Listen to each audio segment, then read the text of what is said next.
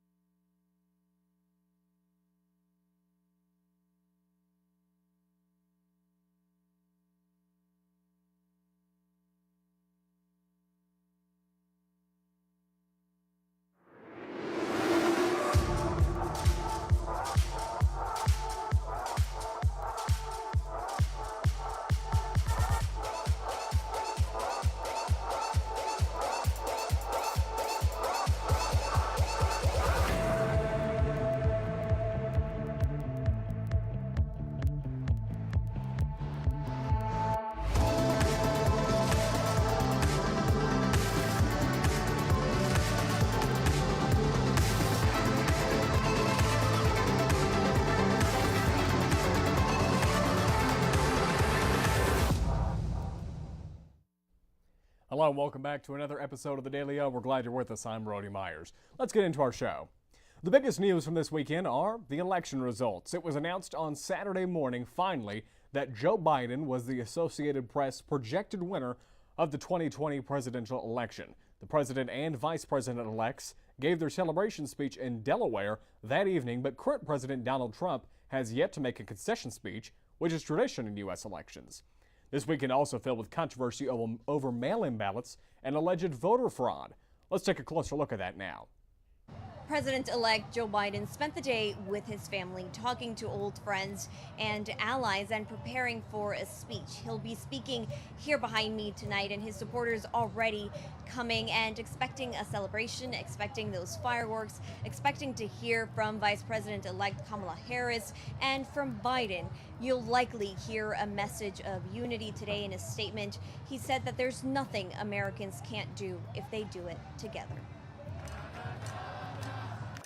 A historic victory. The latest ballot counts on Saturday, confirming Joe Biden as the 46th president-elect of the United States. The news ushered in celebrations across the country and prompted a congratulatory call from Kamala Harris, who will become the nation's first female vice president. We did it, Joe. You're going to be the next president of the United States. Though ballots continue to be counted, the numbers from Pennsylvania secure Biden's electoral college victory. Biden tweeting, quote, "I will be the president of all Americans, whether you voted for me or not." Meanwhile, President Trump continues to tweet baseless allegations about the ballots cast in Pennsylvania.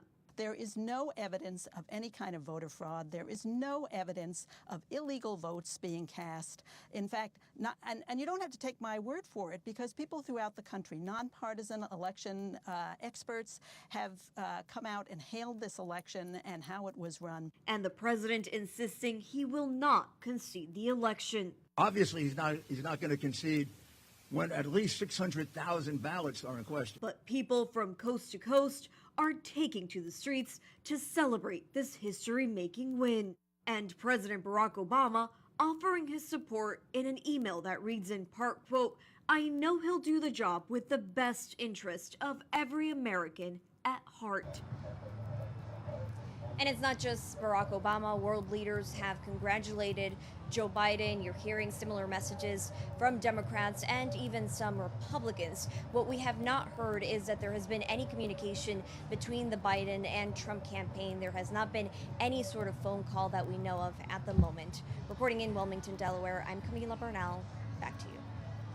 The president-elect and the vice president-elect will take their oath of office on January 20th. Be sure to keep up checking on the news surrounding this election, as it is changing every second.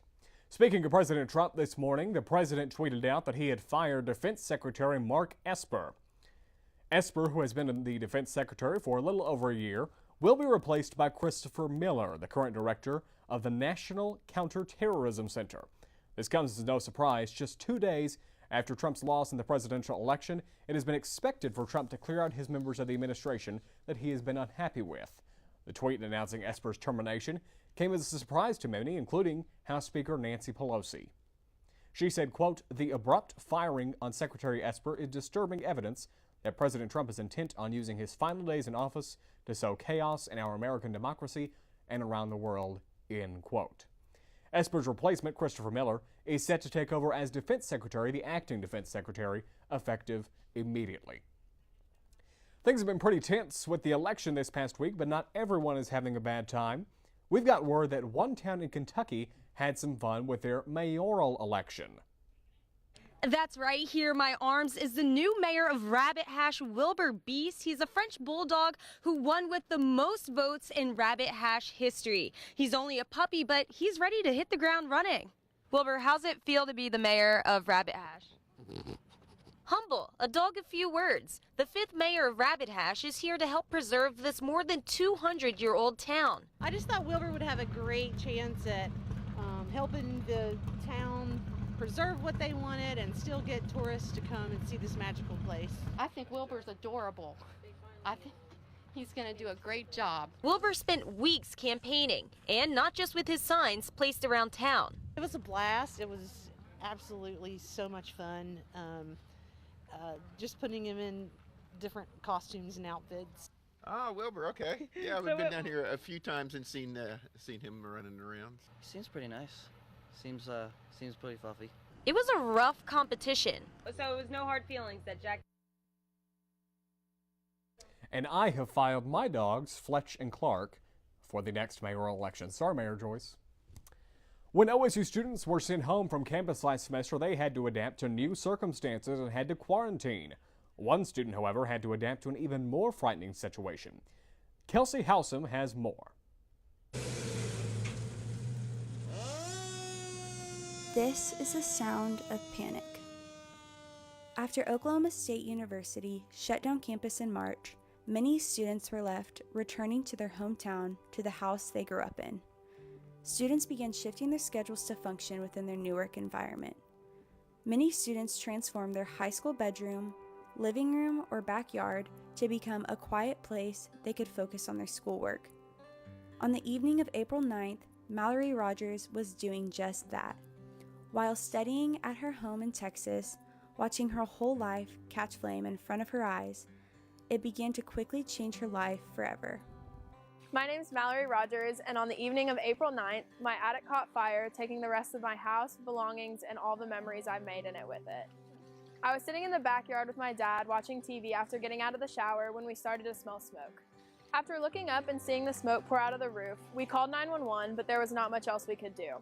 Both of my older brothers were working from home, so we started running inside trying to grab all of the pictures and videos that we could while I grabbed both of my pets. Watching everything she had ever known become engulfed with flames. One family heirloom after another meaningful keepsake. The furniture and the memories within each room of the home, all encapsulating their own handful of moments that shaped her into who she is, were becoming unpainted images in her head as she was watching it all be ripped away from her by the fire within minutes. I sat in my driveway for the entire 3 hours that the house was on fire, and not a single second of it felt like reality. Through the burnt walls that no longer stood, I could see the moments that everything caught flame. From the moment that my brother's closets caught on fire to when my bedroom collapsed into the garage. I just felt completely helpless, having no control over the situation and not being able to help in any way. The Cowboy family is unlike anything that I have ever experienced. Through the highest of highs and the lowest of lows, no matter what we face as students and as a Cowboy family, we're willing to show up for each other. And that was overwhelmingly evident in this emergency of someone that some of us knew and some of us didn't. And we were willing to give our time, our belongings, our hopes and our prayers to make sure that one of our Cowboy family members in need got everything that they needed to get through it. The items lost in the fire will never be able to be replaced, but the love they felt in the OSU community will never be forgotten. We ended up raising about $10,000 for Mallory and her family. What started out as me trying to raise a few $100s, maybe a few $1,000s, turned into something that I never expected to happen. It's crazy to think that the Venmo that started in our close friend group was able to spread all over the OSU community into different group me's. That was the reason we were able to raise about $10,000. Throughout this entire experience, I've learned not to take anything for granted. I've learned that the best things in life are not materialistic. They're the memories you make and the friendships you have. After this experience, I will never forget the love and compassion that the Cowboy family showed me and the rest of my personal family who also attended OSU during this unexpected time in our lives.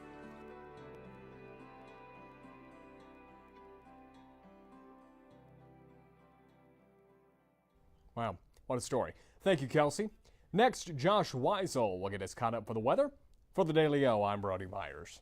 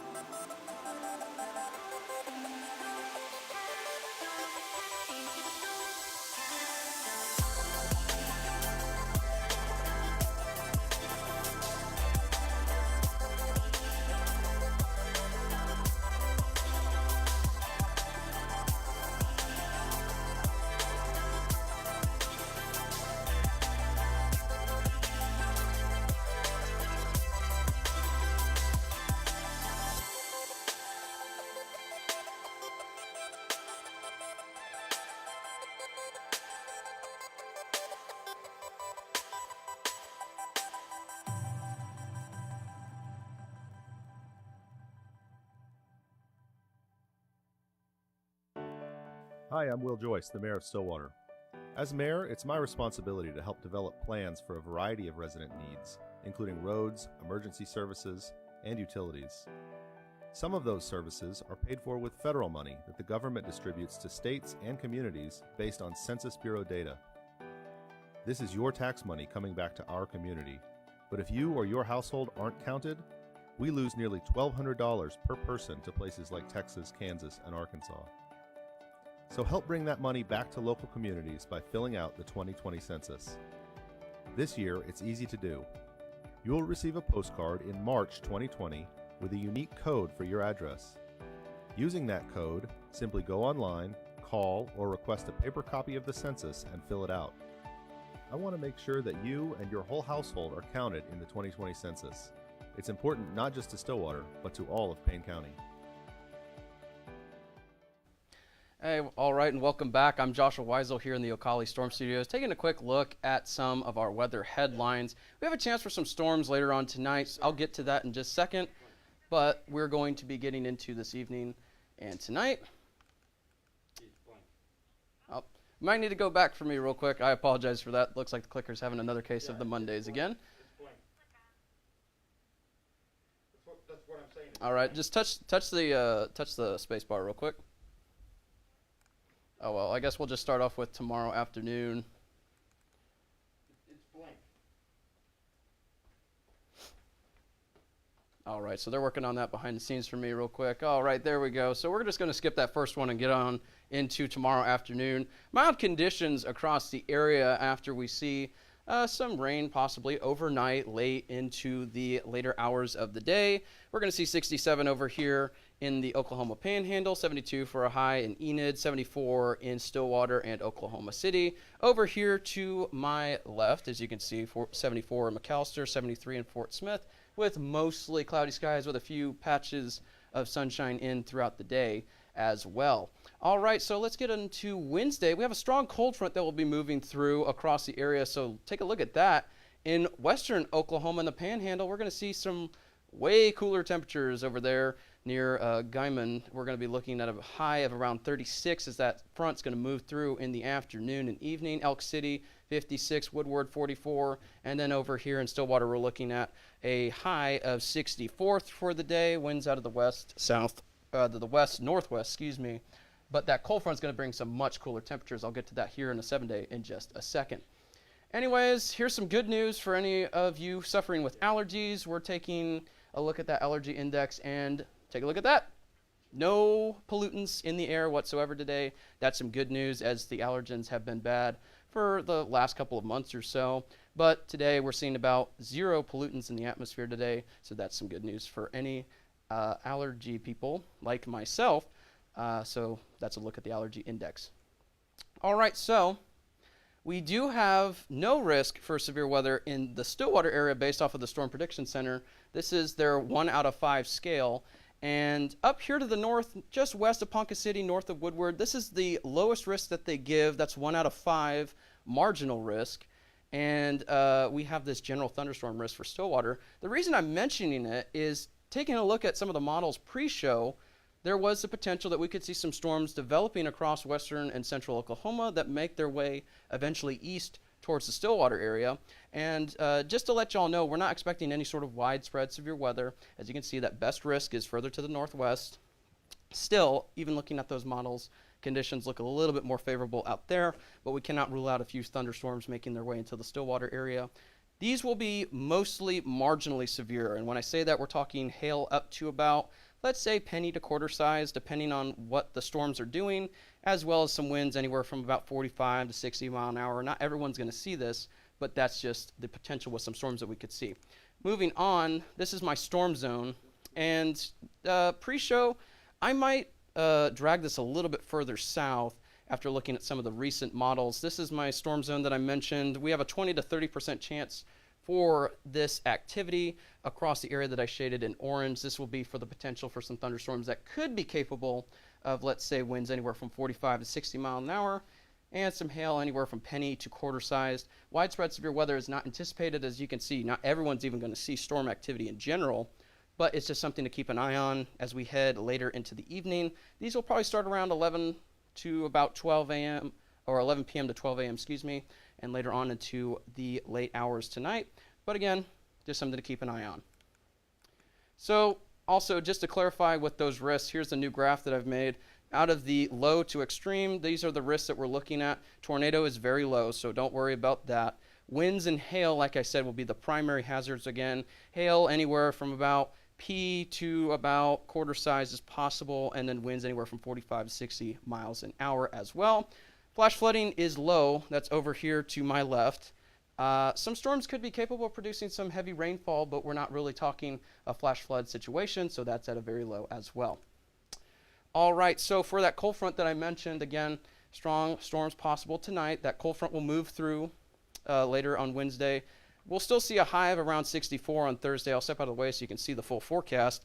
But take a look at that. Tuesday night, we could be close to freezing once again with a low of 34. And then after that cold front moves through on Wednesday, we're going to see temperatures kind of plateau before we see a dip in temperatures Friday. And then we will slowly start to warm back up on Saturday. No really good rain chances besides today and Friday. Otherwise, we're expecting mostly cloudy to partly sunny skies throughout most of the week. Highs will be anywhere from around 74 to 62, depending on the day as well. Thank you for tuning in, and be sure that you check back for sports right after this.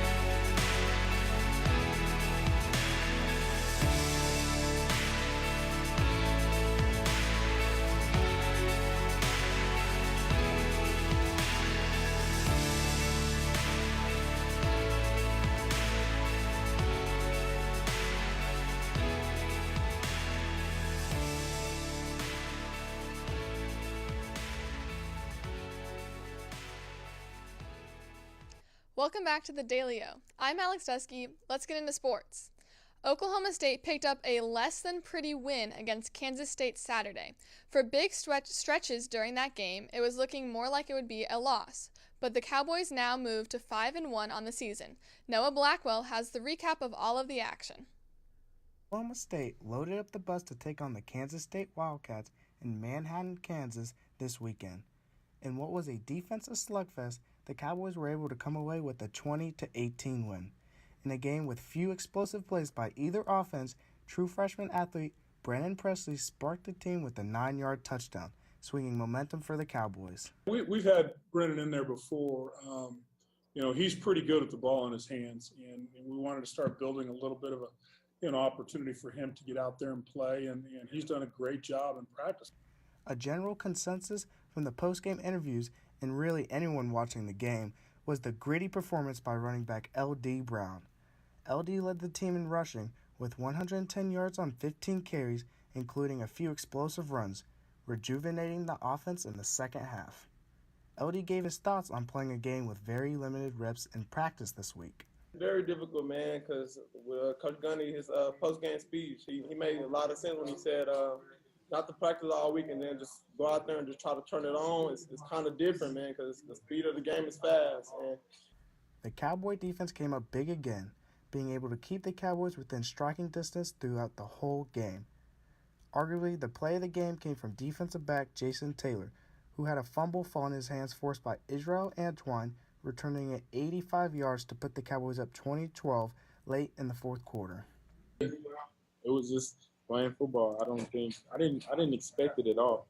So when it just came out, I was surprised and just got to running, trying not to get caught, trying to make a play for the team.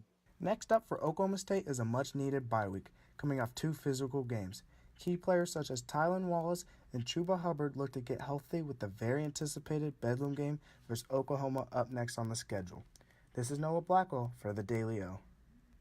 Thanks, Noah. The Cowboys will now be on another bye week this week, and when they come back, it's Bedlam down in Norman. There was plenty of action from around college football this weekend outside of the Cowboys game. Number 4 Notre Dame upset the number 1 ranked Clemson Tigers after 2 overtimes. Clemson was still without their star quarterback Trevor Lawrence as he continues his COVID-19 protocols after testing positive a few weeks ago. After the game, fans were so overjoyed and excited with the upset, the majority of the fans stormed the field to celebrate, breaking every COVID-19 rule in the book. Players on both teams were still on the field when the rush happened, so now fans will have to get tested with strict penalties for those that don't. The Auburn and Mississippi State game has been postponed after COVID-19 problems in the program, and the LSU versus Alabama game is also in hot water after multiple tests came back positive in the Tigers program. The Pac-12 finally returned this weekend with 4 games being played. 12th-ranked Oregon defeated Stanford 35-14, and 20th-ranked USC narrowly edged Arizona State by 1 point, with the final being 28-27. This Thursday, Bedlam is arriving in the form of soccer as the Cowgirl soccer team will take on the Sooners down in Norman. This game was previously scheduled for the first week of the season, but due to COVID-19 cases in the Sooner program, it was moved to this week. The reigning Big 12 champs unfortunately will not repeat as champs after TCU was named champions of the Big 12 after their 1-0 win against West Virginia. It is the first Big 12 title for the Horned Frogs in program history. Oklahoma State will finish in the top 4 in the standings and will be searching for its 6th win, with more wins means a chance to another season in the spring. This weekend was full of headlines that everyone should know. Here's the rundown.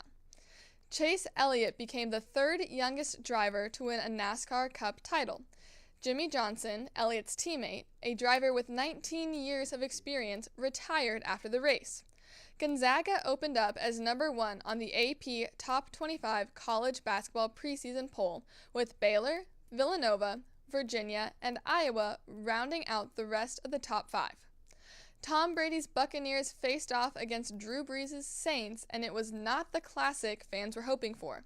The Saints beat down on the Bucs and made Brady's night one to forget. After forcing 3 interceptions and holding Tampa Bay to only 3 points, the Saints won and took the lead in the NFC South. The Dallas Cowboys also lost their 7th game of the season, this time with Garrett Gilbert under center. The game was close, but the Pittsburgh Steelers' undefeated record survived the trip to Dallas. Milwaukee Bucks guard Sterling Brown has finally reached a settlement of $750,000 after Brown sued the city over being targeted and tased during a traffic stop in early 2018. And Dodgers third baseman Justin Turner will not face punishment by the MLB after apologizing for his actions after the Dodgers' Game 6 win. Turner tested positive and was pulled from the game immediately, but returned to the field to celebrate, breaking league protocol. And President-elect Joe Biden has been formally invited to throw out the first pitch of the season in 2021 by the Washington Nationals. That's it for sports tonight.